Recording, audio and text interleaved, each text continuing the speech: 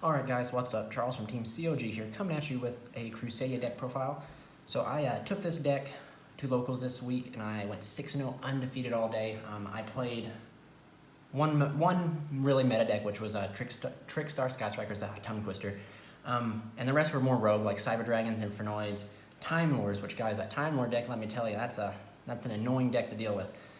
And then in the top four, I replaced Cyber Dragons and Trickstar Sky Strikers, but anyway, the deck performed phenomenal, and I've been waiting for this deck for a while. It's the day it was released in the OCG and they got leaked over here. I proxied every card and started playtesting with it, and it's just so nice to finally have it on paper. It's a really underrated deck. The deck's main purpose is to OTK. However, the deck has some really interesting combos and plays that can end you on almost boards of 3 negates, 2 negates. It can also do this version right now is not the version. I think there's only a 1-card difference in the extra deck from the version I took to the tournament. I have Topologic Gumblar in here now because I'm testing out and working more, trying to expand on a Gumblar combo.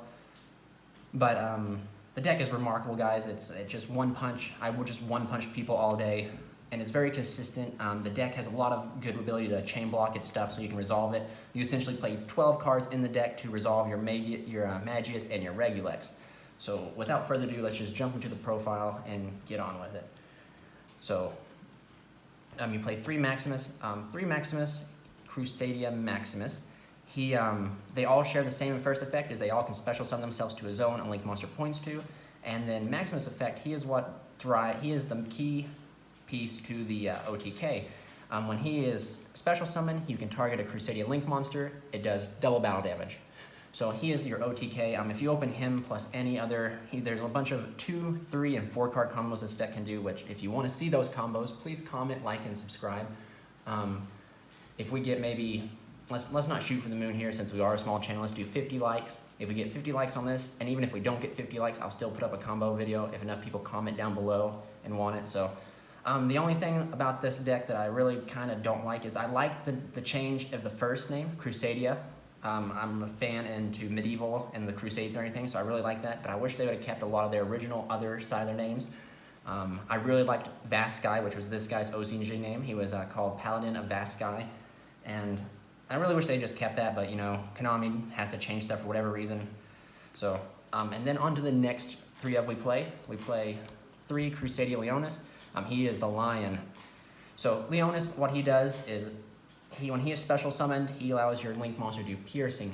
A lot of people have commented, like, you know, link monsters can't go in a defense, so what's the point of the piercing?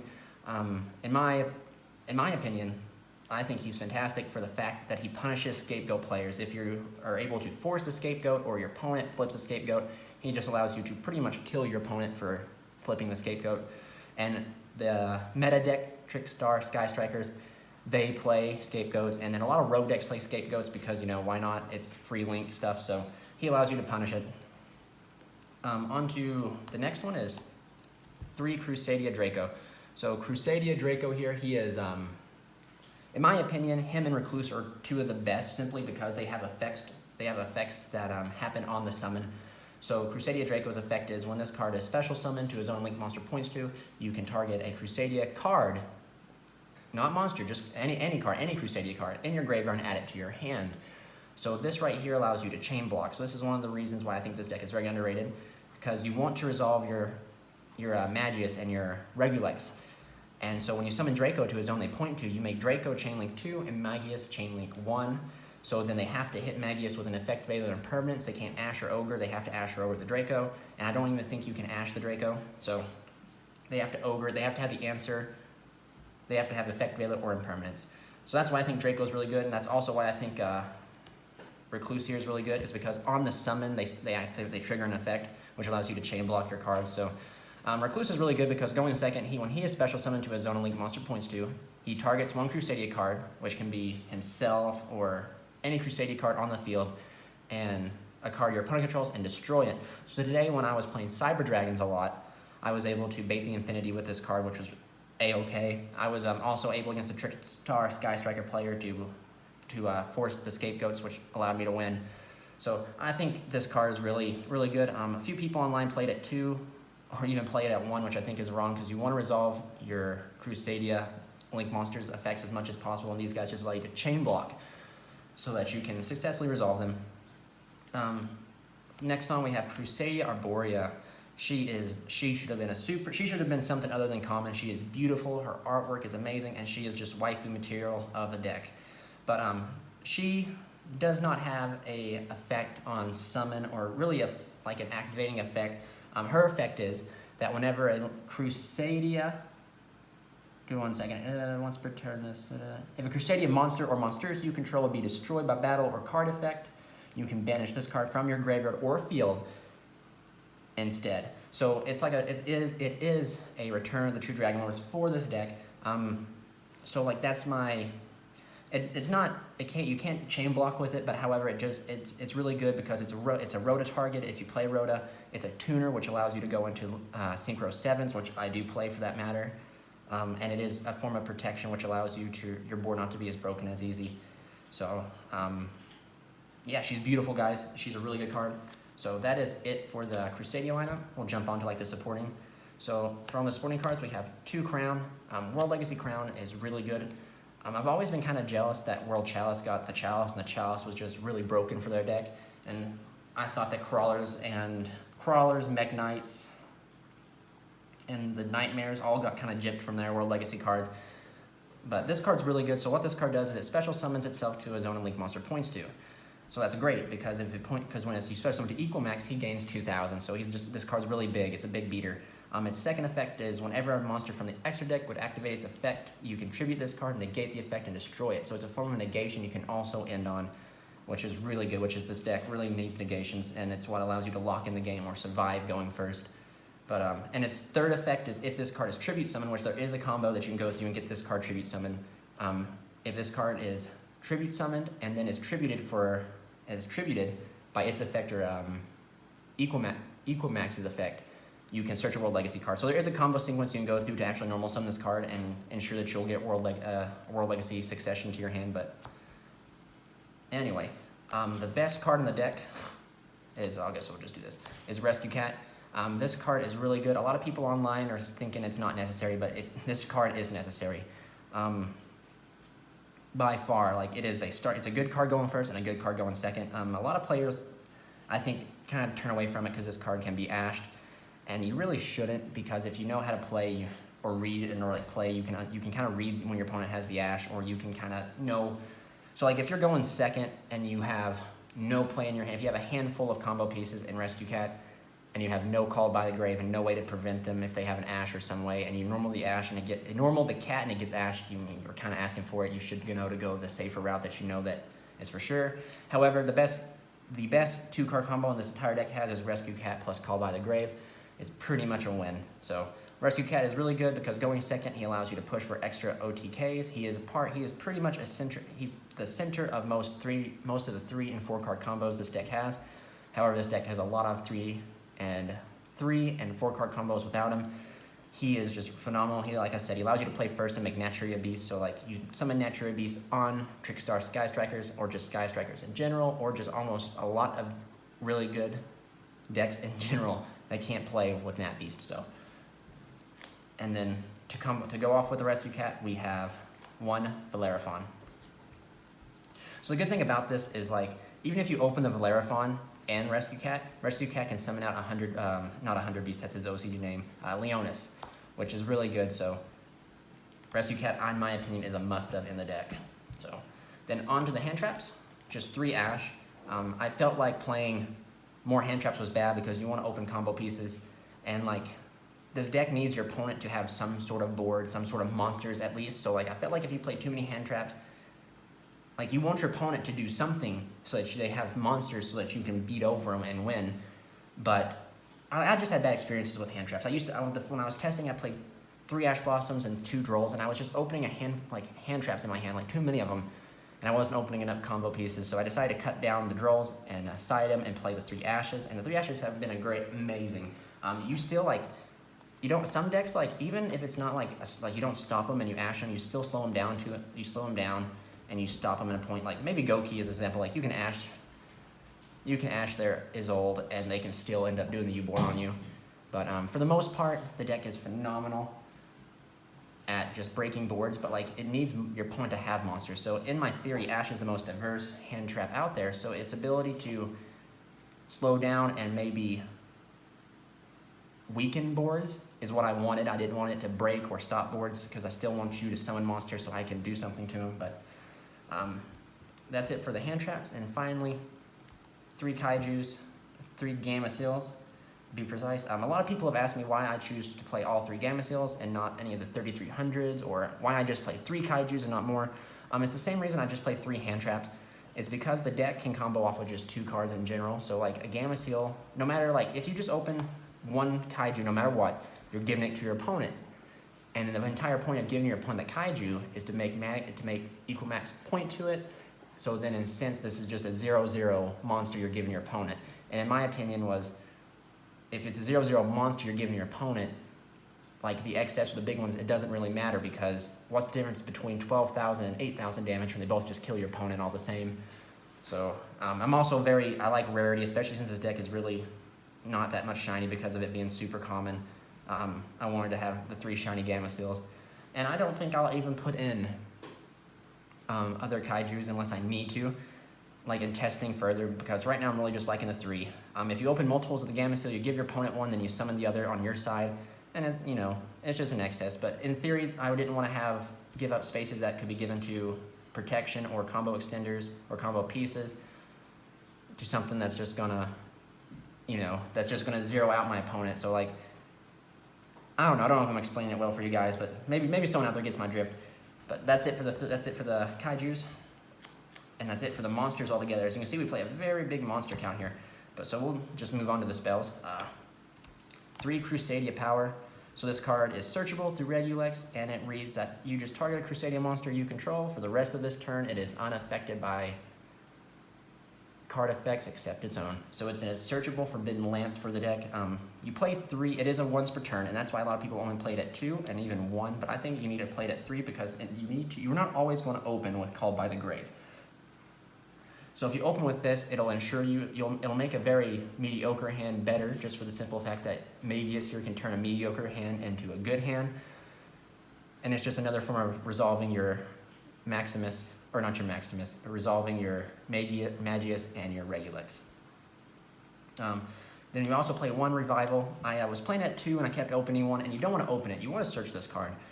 And that was my problem, was I was opening 2 of it, and it does no good opening 2. I've lowered it to 1, and I've enjoyed it at 1 because it is searchable, and it's just, sometimes you don't even need to search this because you're able to kaiju your opponent, and then you don't have to womp all their monsters, you just gotta womp the 1. You gotta womp the kaiju that you just gave them, that's it. So that's why I chose to play it at 1. It is a very good field spell though, nonetheless. And then on to Hornet Drones. Hornet Drones is very good in this deck. This is one of the 12 cards that you can chain block with. Use Hornet Drones to give you a token, then you use the token to go into Kagari, and then you summon Kagari underneath the Magius or the Regulex, depending on how you do it. And then you make Kagari Chainlink 2, and then Magius or Regulus Chainlink 1, and they have to hit it with Effect Veiler and Permanence. But it's really good. It allows you to combo extend, allows you to go with farther plays. 3 Called by the Graves. Called by the Grave is a necessity in this deck. It allows you to resolve your combos. It allows you to go undisturbed from your opponent, and it allows you to have answers. If they don't have anything, you can set it, and it's just a good card. It can be offensively and defensively used.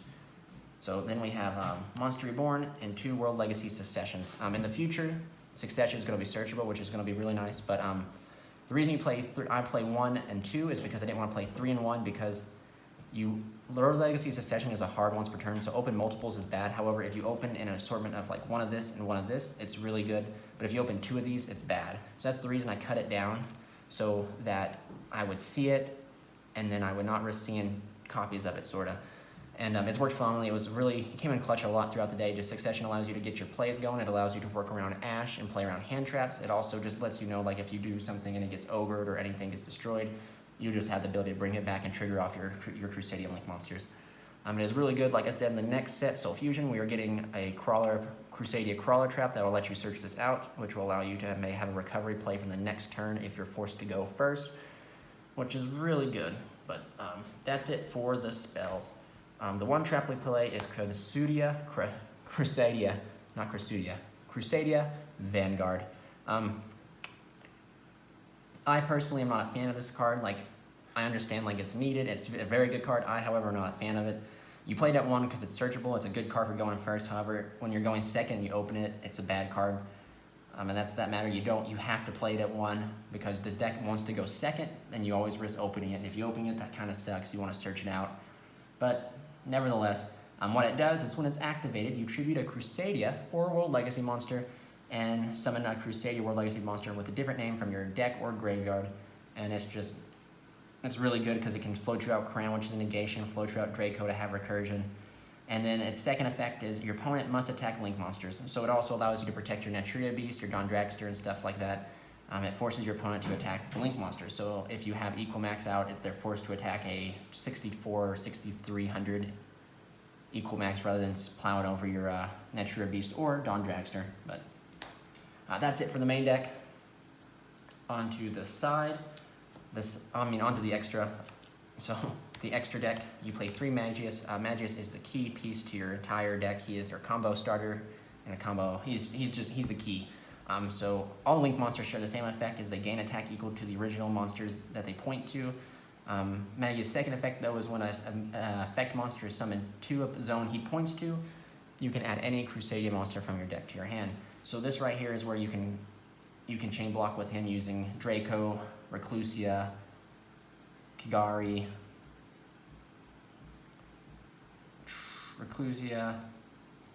Draco. Maybe there's only 9 ways, I don't know.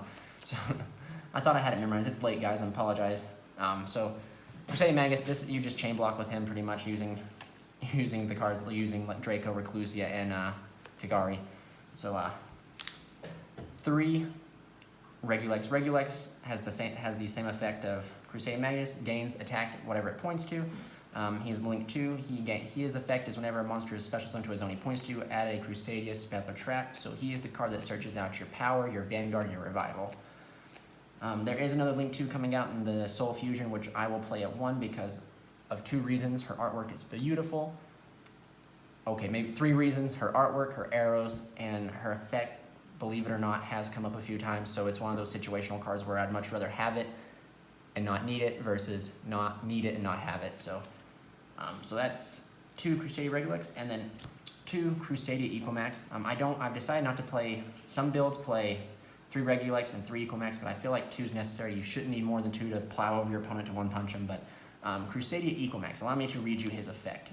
So Crusadia Equal Max reads that it gains attack of the combined original attack of all monsters it points to.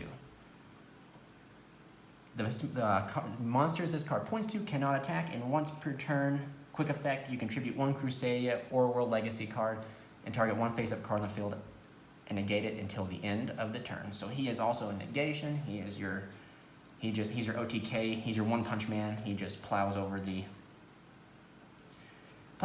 whatever monster they have, or if you have a kaiju, he pretty much just zeroes out the kaiju and you do all that damage right to the face. Pretty much I think there's a 3-card combo, or maybe it's 3 card, one Crusadia Equal Max plus any Crusadia and a Gamma Seal equals the OTK. So like I said, guys, at the beginning of the video, if you like those combos and you want to see the Crusadia combos, please like the video. And if we reach a certain likes, like let's say 50 likes, I will do a combo video of this deck. And if you personally want to see the combo video, please comment down below. And if enough people comment, I'll do them anyway. So that's it for the Crusadia monsters. On to the supporting, like the other links.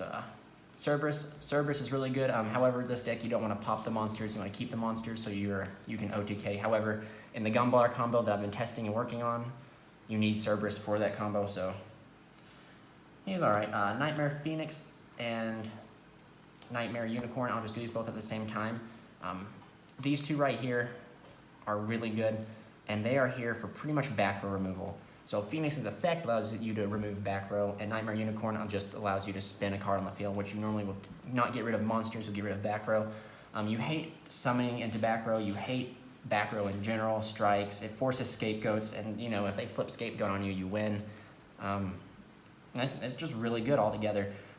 And not to mention their attack matters, so sometimes it's better to go into these guys versus keeping out your 2 Crusadias if they're weaker, like Arborea and Draco. It's easier to go in these guys and you get more attack given to your Equal Max, but that's it for the Nightmare cards. You don't play Goblin, you don't play I would maybe play a not a unicorn, play a mermaid just for the simple fact when they give you Ibly, but I might experiment with the Crusadia more and see if I can do like a Nightmare Crusadia build where you turbo out like some sort of wicked board, but that's just in the future. So, Sky Striker Ace Kagari and Sky Striker Ace Hayate. Kagari is really good. Like I said, she allows you to chain block for your Magius, and that's just really good. Hayate is good also because you can the arrow pointing down.